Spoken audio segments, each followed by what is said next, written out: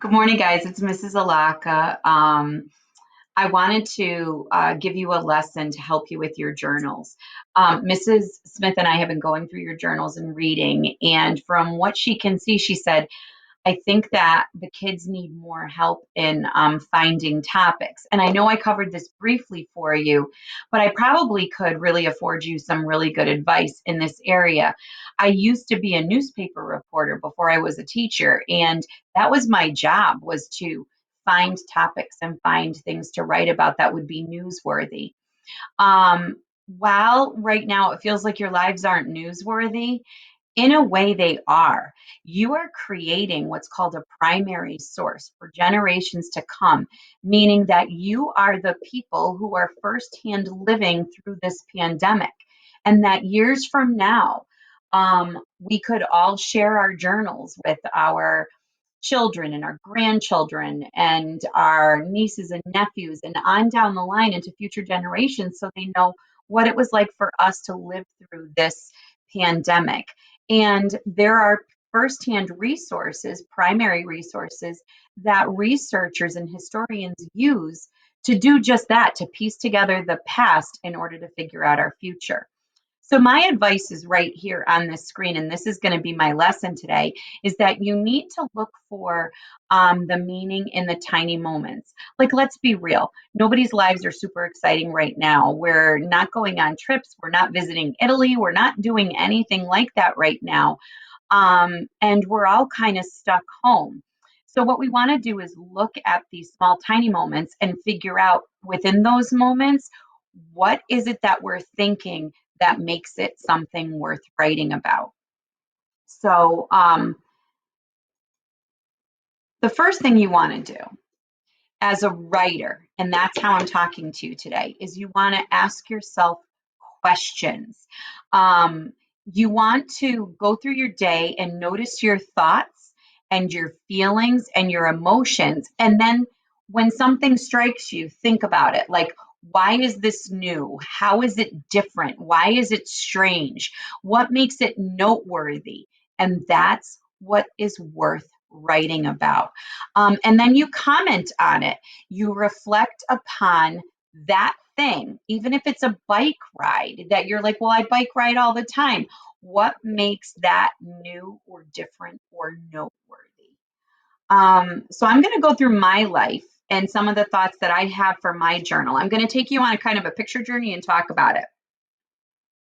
So, one of the little things, this is very tiny, is that my niece and nephew and my brother and his wife Anna called Aaron for his birthday, and these are screenshots from my phone. They FaceTimed us.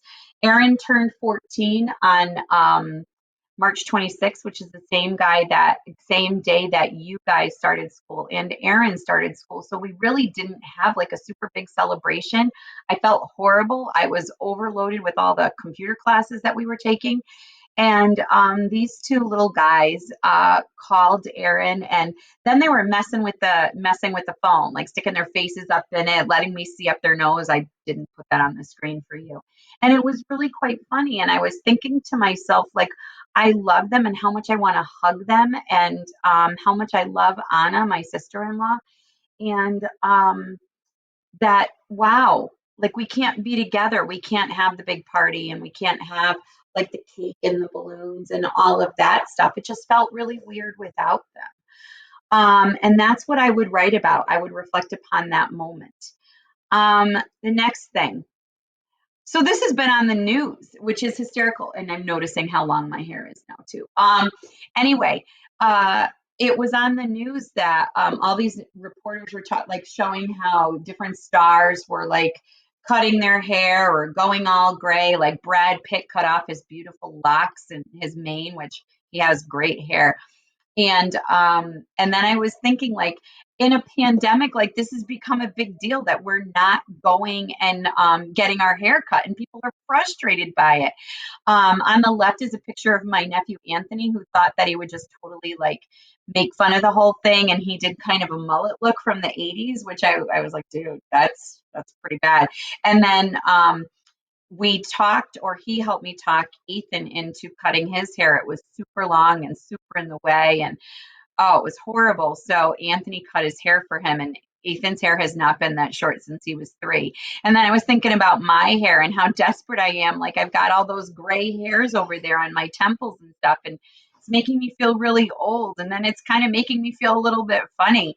And so like, wow, like we all care that much about our hair that it's like in the news and it's in our lives on a regular basis. Um, Other little moments. Okay, so I don't care if you're a Trump supporter or not. This is not like a political kind of message because I'm not going to tell you what side of the aisle I'm on. But what I found funny is that um, my family, me, Mr. Allocca, and the boys, mostly Ethan, because Aaron would get bored, we were watching President Trump every single night to hear from Dr. Fauci and Dr. Birx and what the plans were and how it was affecting us and how many people, have COVID and how many people had died. And we were watching the numbers go up and we were listening to things and how does that affect us? Like we were watching the president every single night as a family, which after dinner we wouldn't, like everybody goes in their different directions. And it's weird that it kind of brought us together and gave us a conversation while we were watching him. And so this is something, and it's not something that the president does. The president doesn't go on every single night, but we were looking for him to. And by the way, other people, your Governor Lamont was doing it, and also Governor Cuomo was doing it, and still does it. Actually, he was on just last night at around 5 o'clock. So what was I hoping for? I guess I was thinking about it. I think I was hoping for like good news, a little bit of good news, and that's what I would write about in my journal. Um, this one is just funny. This is stupid. It's stupid funny. Is that I started noticing people's masks. Like, who does that? Um, so I was in the grocery store. I was at Big Y, and I was like pulling out my Big Y card to like show through the, that plexiglass. If any of you have been shopping, there's now like plexiglass barriers and stuff. And this young girl was the cashier, and she had a gorgeous floral paisley green mask. And I was like, "Oh, your mask is beautiful." And I went and I'm, getting out my credit card to pay for my groceries. And then as I was leaving the store, I was like, who does that? Who compliments somebody on a mask? And then I'm like, I did. Well, wait a second. And then I started thinking, is this something we could is it like a fashion statement? Should I buy several masks? Should I buy one for every outfit so that like they're color coded and I have like black ones and red ones? And what about the funny ones with the beads? Or what about the ones where the woman opens up her face and it's like it looks like she has lips and then she's smiling or and sticking out her tongue? Like do I do that? Do I buy nice ones from Ivoriella, who I love their stuff? I don't know. But it's like, when did masks become that important in our lives? And clearly they are. So when I was leaving the grocery store, I had that thought in my head, like, who does that? That is a moment for writing. Um, Here's an everyday thing. I'm sure that you guys, I can't be the only one. Am I the only one doing this? I am in love with memes. I have always kind of liked memes, but every night after dinner, when things are like dying down, I'll sit out on the front porch or I'll sit in the back or go up to my bedroom and I go through Facebook and I catch up kind of like with my friends. But I'm like addicted to memes, addicted. Like I read everything. I even got myself into I don't know what you call it on Facebook. Is it a channel? It's a follow. It's like a site that I follow, and it's on things that are pun or punny, just to give me even more fuel. And why is this? Why did memes become so big in my life? I think I'm looking for like a little bit of joy or laughter at the end of a long day. It kind of makes things a little bit more exciting. And so I put some of my favorites on. I have like 100 more that I could have shared with you. These were just recent ones. That Common Core math one I was saving for Mrs. Defo because I thought it was really funny.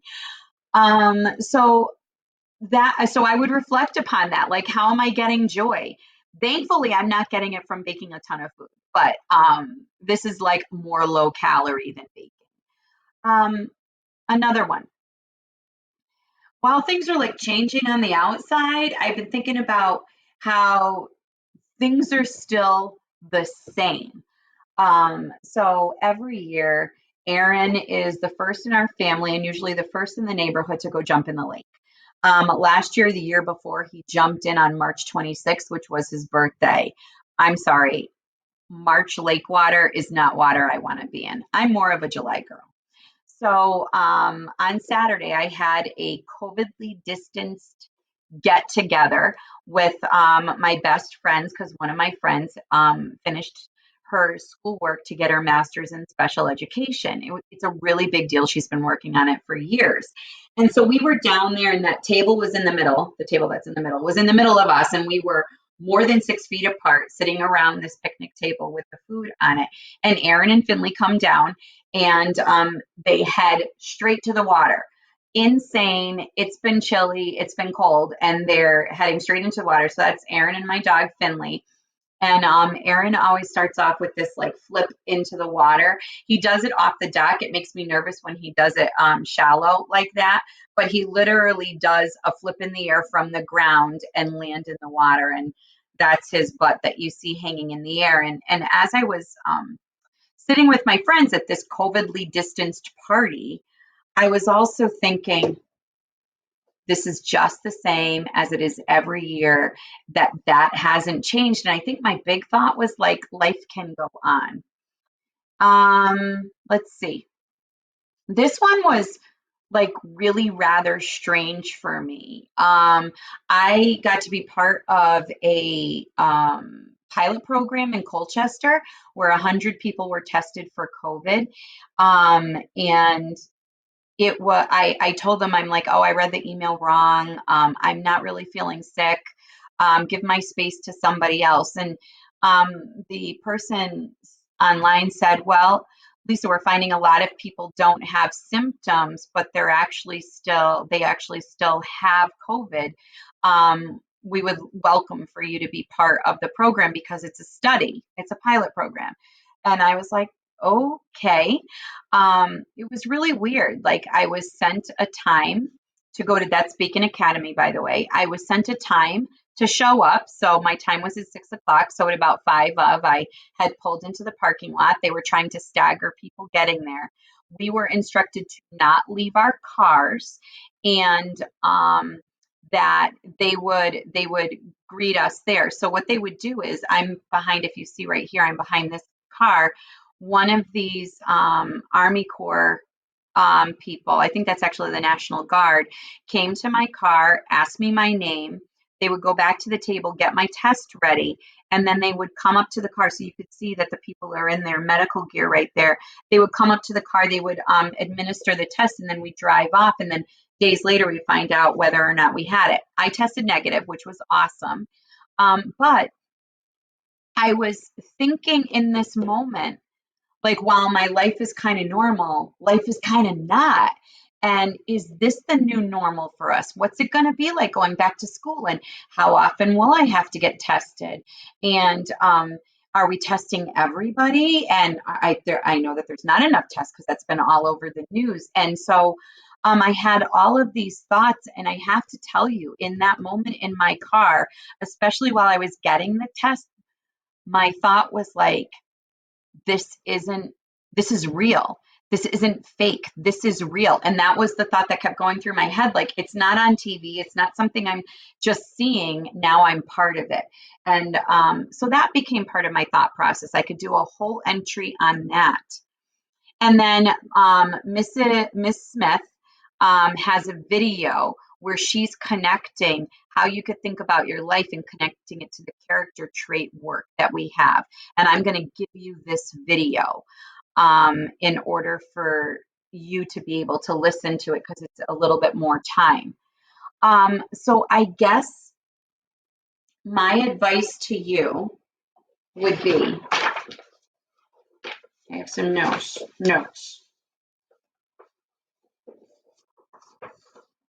Notice what your thoughts are as you go through the day. If it's a bike ride, if you're playing manhunt in the backyard with some neighborhood people, if you're building a new shed with mom and dad, if you're babysitting your younger brother, like while those things might not seem exciting and might not seem noteworthy to write about, they are. It's what you are thinking is around it.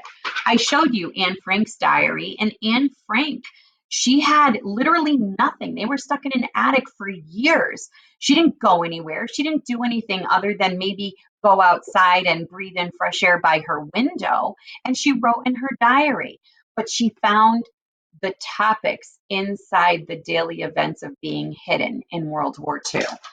So notice your thoughts. And then here's the big thing, listen to those thoughts.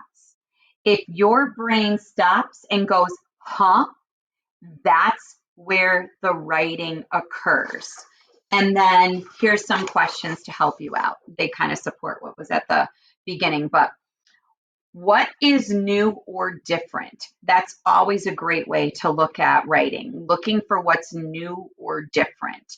Um, and then the second question is, what did I get out of this activity?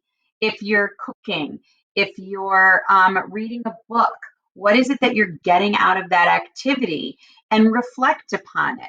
And then the last question that I came up with, and there's so many more, is why am I feeling like this? Like thinking back to the family, my family on FaceTime, or the COVID testing. One was small and one was big, I think. And taking time to like think about your feelings. When you are able to figure out why you're feeling like a certain way, that's where the writing occurs. So, what I want you to do is start listing off different topics, like I've done in this slideshow, that you could put in your journal and turn into pieces of writing. My future lesson is going to be about how to, I have future lessons, actually, several of them, on how to make that writing really long and strong.